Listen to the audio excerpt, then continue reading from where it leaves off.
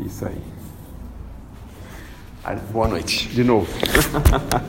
A gente tem um costume muito grande, muito forte, que está enraizado em nós, de enxergarmos os defeitos alheios. Isso é uma coisa que está na gente, é uma coisa difícil de tirar de nós.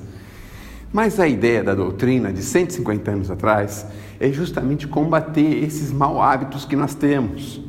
Porque nós não podemos habitar mundos superiores com ideias inferiores. Então nós precisamos aprender a respeitar a individualidade de cada um.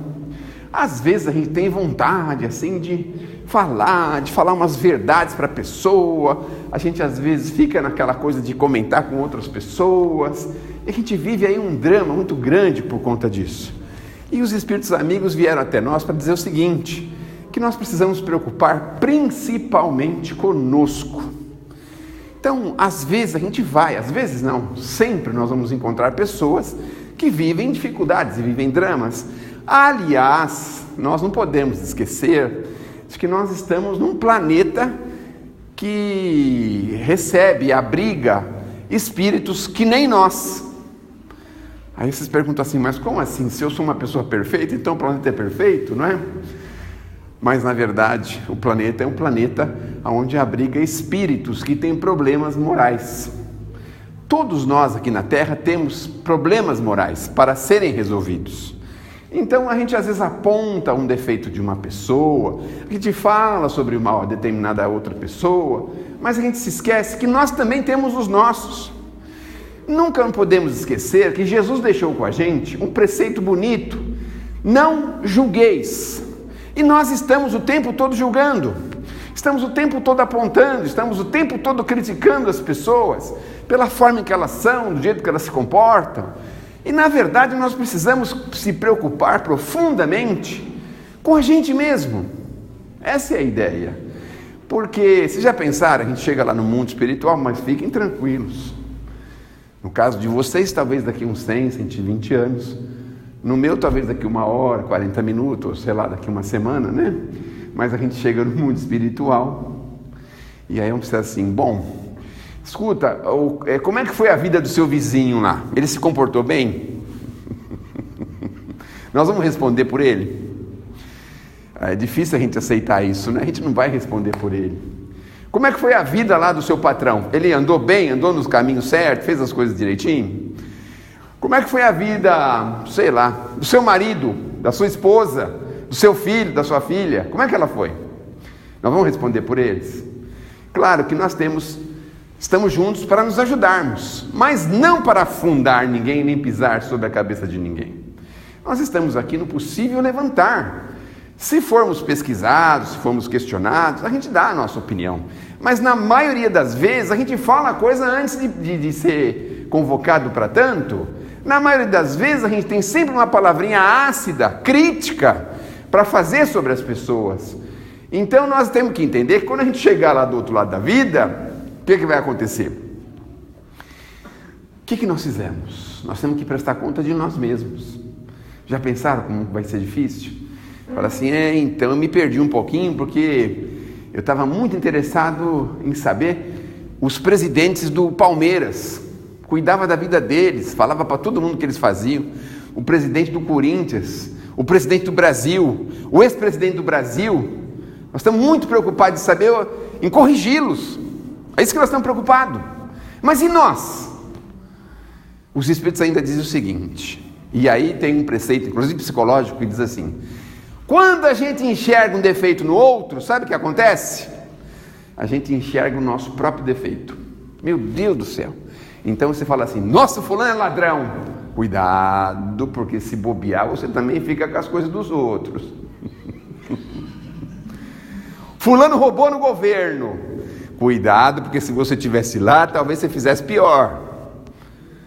É uma coisa interessante, não é? A gente enxerga na pessoa o que nós somos, o que nos incomoda. É isso que nós enxergamos. Nós não enxergamos as coisas positivas, às vezes a gente nem olha, nem observa, porque nós não temos. Não conseguimos achar alguma coisa positiva. Vamos dar um exemplo cognitivo para a gente poder entender isso. Cognitivo é do pensamento. todos nós, talvez alguns de nós aqui já quis comprar um determinado carro, vamos imaginar assim, né? Comprar um Del Rey, estou a fim de comprar um Del Rey. Já aconteceu comigo isso. Aí você sai na rua, você começa a reparar que tem um monte de Del Rey andando na rua. Olha, mas aquele tá bonito, hein? Nossa, aquele tá tudo estragado. Meu Deus, aquele tá bom. Aquele ali tá saindo fumaça. Nossa, daqui esse aqui tá amassado. A gente começa a perceber que esse carro tem muito aí na rua, mas a gente não percebia antes. Já repararam? Agora vamos dar um exemplo para a mulher, né? Porque isso aí foi para homem, né? Dá um exemplo para a mulher. A mulher quer pintar o cabelo de uma determinada cor. Vamos imaginar. Ela começa a encontrar um monte de mulher com aquela cor. Fala, mas essa daí é muito forte. Acho que tem que ser um pouquinho mais leve.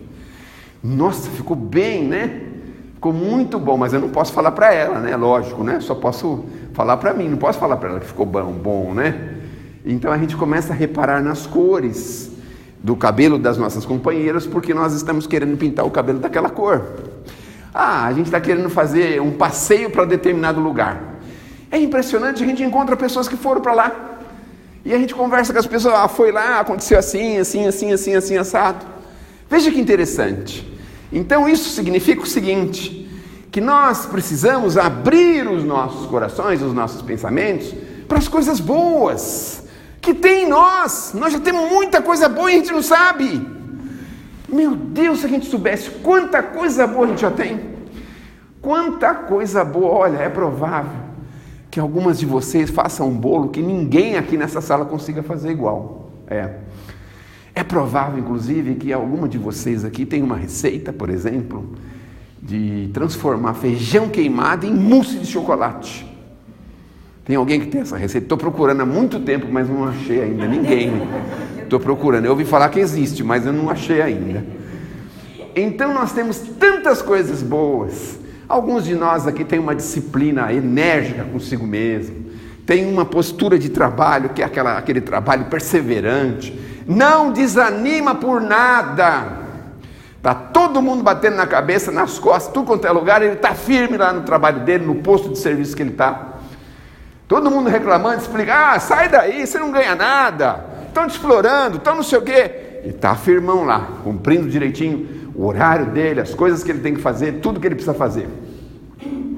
Então nós temos muita coisa boa, que nós podemos observar no nosso semelhante.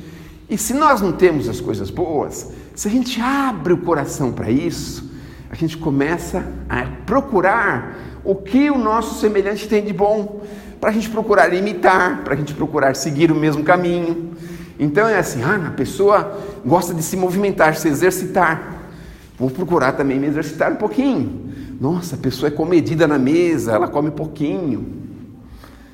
Aí nós vamos tentar comer um pouquinho, certo?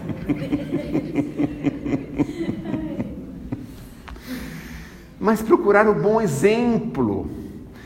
Quando a gente abre os olhos para isso, olha que interessante. Até do mau exemplo, a gente tira um bem para a gente.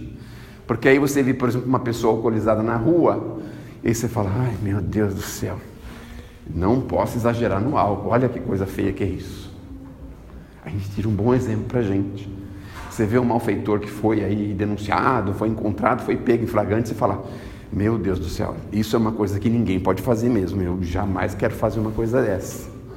Então, a gente pode transformar o mal num bem, e nós vamos transformar o nosso pensamento num pensamento, em olhos e pensamentos indulgentes.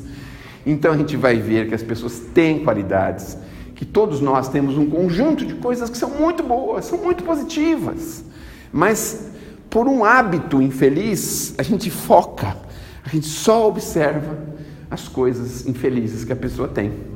Então, a ideia da doutrina e a ideia dos espíritos é basicamente essa, que a gente comece a observar as coisas boas, mas comece a ser mais severo consigo mesmo, mais enérgico consigo. Nós precisamos, quando a gente tiver assim, por exemplo, uma vontade de fazer um comentário infeliz de alguém, nós precisamos pensar se nós já não fizemos pior. Porque às vezes acontece isso, né? A gente aponta o dedo e esquece que a gente já viveu aquilo. já conviveu com aquela situação, com aquele problema, com aquela dificuldade. Então a gente tem um termo popular, técnico popular, que é assim: um símil senta na própria cauda e olha a cauda do outro símil, trocando em miúdos. O macaco senta no próprio rabo e fica olhando o rabo do outro. E o que nós precisamos? Começar a olhar o lado bom, porque todos nós temos. Então, por exemplo, a gente vai num médico do SUS, ou a gente vai, sei lá, vai num trabalho qualquer. Muito obrigado, já tomo já.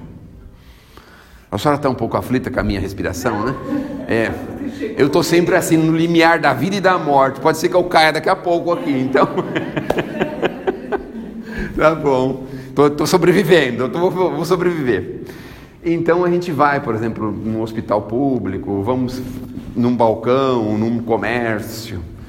A gente sempre tem a palavrinha ácida, sempre a crítica desconstrutiva. A gente sempre está assim.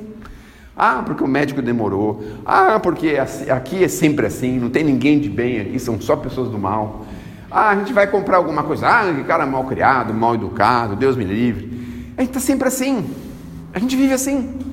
E a ideia do Evangelho é a gente mudar-se para melhor. Nós estamos na Terra para isso, por incrível que pareça. Nós não estamos aqui para sermos piores, nós estamos para sermos melhores. Será que nós já pensamos nisso? E a gente vai avaliar, por exemplo, assim: será que eu estou sendo uma pessoa melhor do que há 5 anos atrás, do que há 10 anos atrás?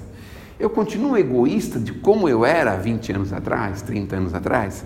Porque o egoísmo é uma coisa meio comum entre a gente, não é? A gente olha para a gente mesmo. O símil senta na própria cauda e olha a cauda do outro símil, não é? Então a gente normalmente pensa assim, a gente tem aquele egoísmo forte, pesado, mas aí passam uns anos e fala assim: graças a Deus eu estou vencendo isso.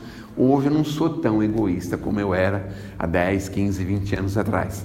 Hoje eu já consigo pensar em alguma coisa a mais. Eu consigo olhar para cima do muro, consigo olhar as pessoas que estão ao meu redor. Então é preciso fazermos um esforço, primeiro para sermos severos, mas severos conosco mesmo. Quando a gente fizer esse julgamento forte da gente, nós vamos evitar falar das outras pessoas, porque na maioria das vezes as pessoas têm os seus problemas, mas eles são infinitamente menores do que os nossos. A gente gosta muito de apontar a pessoa: o fulano fuma, vai morrer essa praga.